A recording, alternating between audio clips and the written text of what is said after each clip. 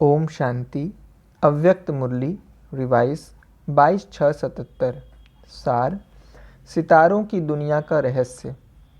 आज बाप दादा सर्व सितारों को चमकते हुए रूप में देख रहे हैं। चमकते सब सितारे हैं, लेकिन चमकने में भी नंबर है। सितारों की दुनिया अर्थात अपनी दुनिया देखी है।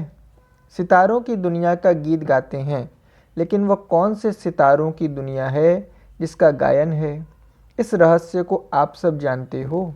हर सितारे का अपना अपना प्रभाव दिखाते हैं। सितारों के आधार पर जन्मपत्री और भविष्य बताते हैं। चैतन्य रूप में आप ज्ञान सितारे सारे कल्प के हर आत्मा की जन्मपत्री के आधार मूर्त हो।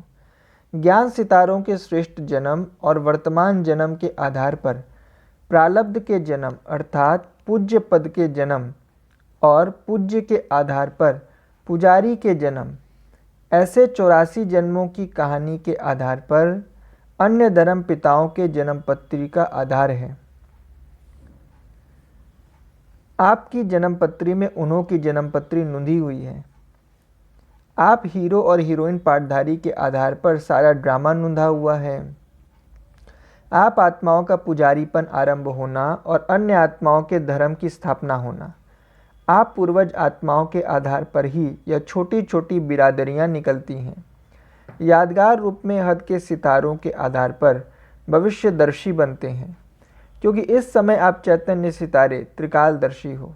हर आत्मा का भविष्य बनाने के निमित्त बने हुए हो। चाहे मुक्ति दो, चाहे जीवन मुक्ति दो, लेकिन जीवन मुक्त के गेट खोलने के निमित्त ज्ञान सूर्य बाप के साथ ज्ञान सितारे निमित्त बनते हैं। इसलिए आपके जड़ यादगार सितारे भी भविष्यदर्शी बने हुए हैं, अर्थात भविष्य दिखाने के निमित्त बने हुए हैं। तो जड़ यादगार हद के सितारों को देखते अपना सितारा स्वरूप स्मृति में आता है। सितारों में भी अलग अलग स्पीड दिखाते हैं। चक्र लगाने की स्पीड कोई की तेज गति दिखाते और कोई की धीमी गति दिखाते। कोई सितारे संगठित रूप में हैं, कोई सितारे एक दो से कुछ दूरी पर दिखाते हैं, कोई बार बार जगह बदली करते हैं और कोई पुच्छल तारे होते हैं। यह सब प्रकार चैतन्य सितारों की स्थिति, पुरुषार्थ की स्पीड, अचर और हलचल का रूप, संगठित रूप में सेवाधारी व सर्वस्नेही व सहयोगी का स्वरूप, श्रेष्ठ गुणों और कर्तव्य का स्वरूप यादगार रूप में दिखाया है। सितारों का चंद्रमा के साथ संबंध दिखाया है। कोई चंद्रमा के समीप हैं और कोई दूर हैं। ज्ञान सूर्य की संतान होते हुए भी चंद्रमा के साथ का चित्र क्यों बना हुआ है, इसका भी रहस्य है। चंद्रमा अर्थात बड़ी माँ ब्रह्मा को कहा जाता है। ज्ञान सूर्य से सर्वशक्तियों के नॉलेज की लाइट जरूर लेते हैं, लेकिन ड्रामा के अंदर पार्ट बजाने में साकार रूप में साथ आदि पिता ब्रह्मा और ब्राह्मणों का है। ज्ञान सूर्य इस चक्र से न्यारा रहता है, इसलिए अनेक जन्मों का भिन्न नाम रूप में साथ चंद्रमा और ज्ञान सितारों का रहता है। इसी कारण यादगार चित्र में भी चंद्रमा और सितारों का संबंध है। अपने आप से पूछो कि मैं कौन सा सितारा हूँ। संगठित रूप में सर्व के स्नेही और सदा सहयोगी बनने की स्थिति रहती है। वह संगठन में स्वभाव, संस्कार, स्थिति बदल लेते हैं, अर्थात स्थान बदल लेते हैं। सदा चमकते हुए विश्व को रोशन करने वाले सितारे हो। वह स्वयं को स्वयं भी नॉलेज की लाइट और याद की माइट नहीं दे सकते हो। अन्य आत्माओं की लाइट और माइट के आधार पर ठहरे हुए हो। सदा स्वयं को त्रिकालदर्शी स्थिति में स्थित रखते हो। ऐसे अपने आप को चेक करो। सुनाया था ना कि 3 प्रकार के सितारे हैं। एक है सदा लकी सितारे, दूसरे हैं सदा सफलता के सितारे, तीसरे हैं उम्मीदवार सितारे। अपने से पूछो, तीनों में से मैं कौन? अपने आप को जानते हो ना, मैं कौन हूँ? पहेली हल कर ली है ना? स्वयं ही स्वयं को जज करो, समझा?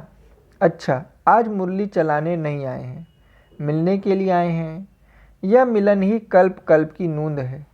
इस मिलन की यादगार जगह जगह पर अनेक रूपों से मेला मनाते हैं। अच्छा, सदा बाप से मिलन मनाने वाले, संकल्प बोल और कर्म में सफलता के सितारे, सदा बाप को साथी बनाने वाले समीप सितारे, हर संकल्प से विश्व को लाइट माइट देने वाले, सदा चमकते हुए सितारों को बाप दादा का याद प्यार और नमस्ते। हम बच्चों की तरफ से भी बाबा को नमस्ते। पार्टियों से सदा स्वयं को हर कर्म करते हुए तन के भी धन के भी प्रवृत्ति के भी ट्रस्टी समझकर चलते हो। ट्रस्टी की विशेषता क्या होती है? एक शब्द में कहें, ट्रस्टी अर्थात नष्टो मोह। ट्रस्टी का किसी में मोह नहीं होता। क्यों? क्योंकि मेरापन नहीं है, मेरे में मोह जाता है। जो भी प्रवृत्ति के अर्थ साधन मिले हुए हैं वह सेवा के अर्थ संबंध होता है, उसमें मेरापन नहीं, लेकिन बाप दादा की दी हुई अमानत समझकर सेवा करेंगे, वह साधनों को कार्य में लगाएंगे तो सहज ही ट्रस्टी बन जाएंगे। ट्रस्टी अर्थात मैंपन समाप्त और बाबा बाबा ही मुख से निकले, ऐसी स्थिति है। या जिन साधनों को कार्य में लगाते हो उसमें मेरेपन का भान है। मेरापन है तो देह भान आता है। अगर तन के भी ट्रस्टी हैं तो देह का भान हो नहीं सकता।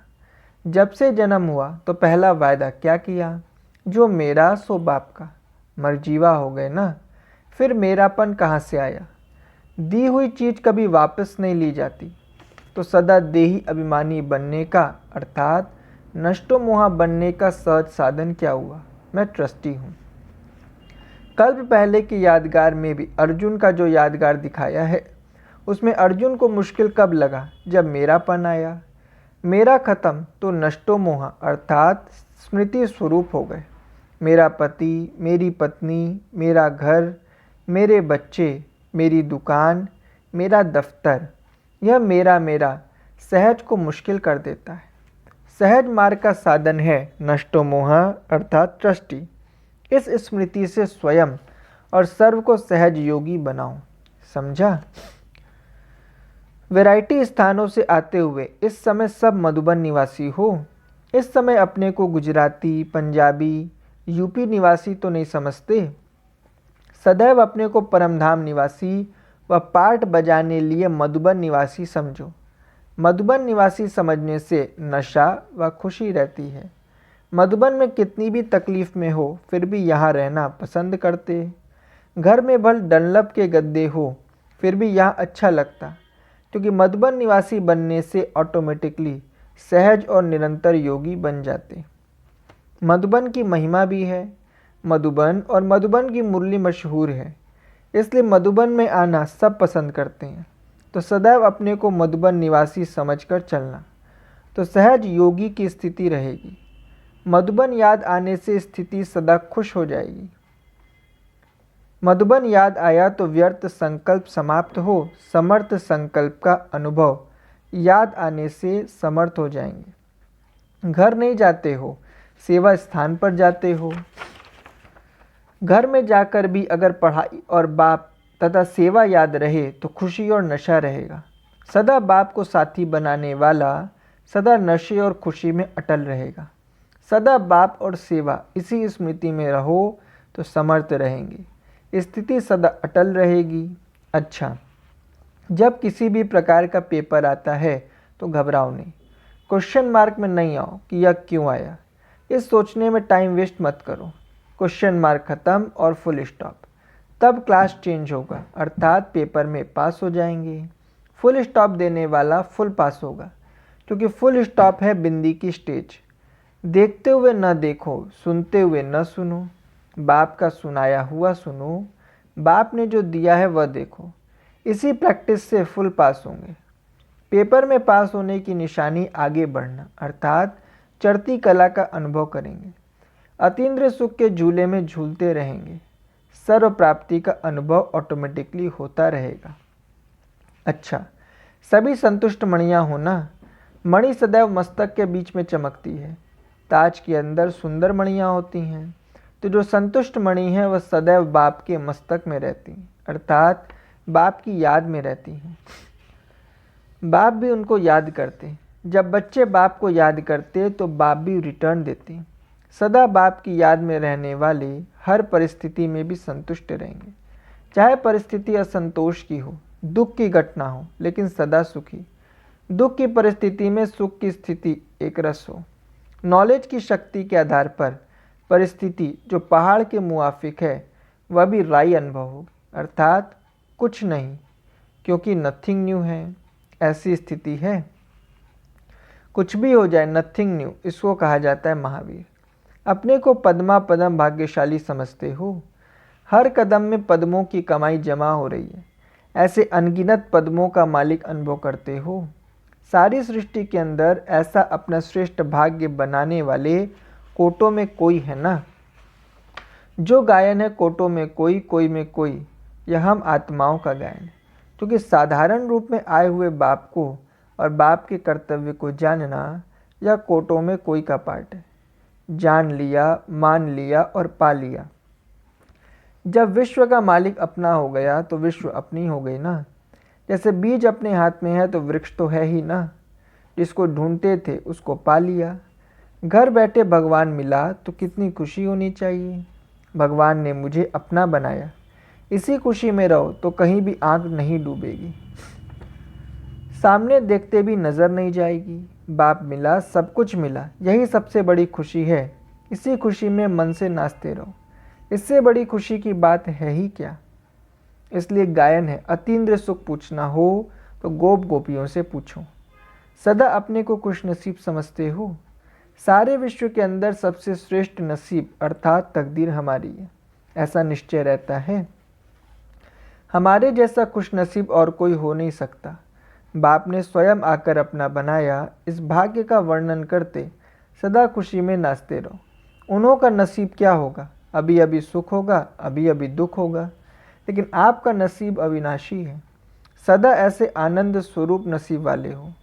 जो स्वप्न में भी नहीं था वह प्राप्ति हो गई। बाप मिला, सब कुछ मिला, इसी खुशी में रहो तो सदा समर्थी स्वरूप रहेंगे। सबसे श्रेष्ठ ब्राह्मण जीवन गाया हुआ है। ब्राह्मणों का नाम भी ऊंचा और काम भी ऊंचा और स्थिति भी ऊंची। जैसे ब्राह्मणों की महिमा ऊंची है, वैसे अपने को सच्चे ब्राह्मण अर्थात ऊंची स्थिति वाले अनुभव करते हो। ऊंच से ऊंच बाप और ऊंच से ऊंच आप। बाप और आप दोनों ऊंचे, इस स्मृति में रहो तो कर्म और संकल्प ऑटोमेटिक ऊंचे रहेंगे। योग अग्नि से पुराने खाते भस्म करो। ऐसी अग्नि तेज हो जो व्यर्थ का नाम निशान ही खत्म हो जाए। संगम पर पुराना खाता खत्म कर नया चालू करना है। अगर पुराना खाता भी चलता रहे तो जो प्राप्ति होनी चाहिए खुशी की वह नहीं होगी। अभी अभी कमज़ोर, अभी अभी समर्थ होंगे। बाप सदा समर्थ है तो बच्चों को भी सदा समर्थ बनना है। अच्छा, इस समय दो कार्य साथ साथ हो रहे हैं। एक तरफ पिछला हिसाब किताब चुकतू कर रहे हो और दूसरे तरफ भविष्य और वर्तमान जमा भी कर रहे हो। एक का लाख गुना जमा होने का समय अभी है। इसलिए सदैव इस बात पर अटेंशन चाहिए कि हर समय जमा होता है। चुकतू करते समय भी जमा कर सकते हो, क्योंकि चुकतू करने का साधन है याद। याद से जमा भी होता और चुकतू भी होता। ऐसा न हो चुकतू करने में ही टाइम चला जाए। अगर ट्रस्टी चुकतू करते हो तो भी जमा होता है। विधि पूर्वक कार्य करने से चुकतू के साथ साथ जमा भी होगा। अच्छा, वरदान, निमित्त और निर्माण भाव से सेवा करने वाले श्रेष्ठ सफलता मूर्त भव। स्पष्टीकरण, सेवाधारी अर्थात सदा बाप समान निमित्त बनने और निर्माण रहने वाले। निर्माणता ही श्रेष्ठ सफलता का साधन है। किसी भी सेवा में सफलता प्राप्त करने के लिए नम्रता भाव और निमित्त भाव धारण करो। इससे सेवा में सदा मौज का अनुभव करेंगे। सेवा में कभी थकावट नहीं होगी। कोई भी सेवा मिले, लेकिन इन दो विशेषताओं से सफलता को पाते सफलता स्वरूप बन जाएंगे। स्लोगन, सेकंड में विदेही बनने का अभ्यास हो तो सूर्यवंशी में आ जाएंगे। सेकंड में विदेही बनने का अभ्यास हो तो सूर्यवंशी में आ जाएंगे। अच्छा, ओम शांति।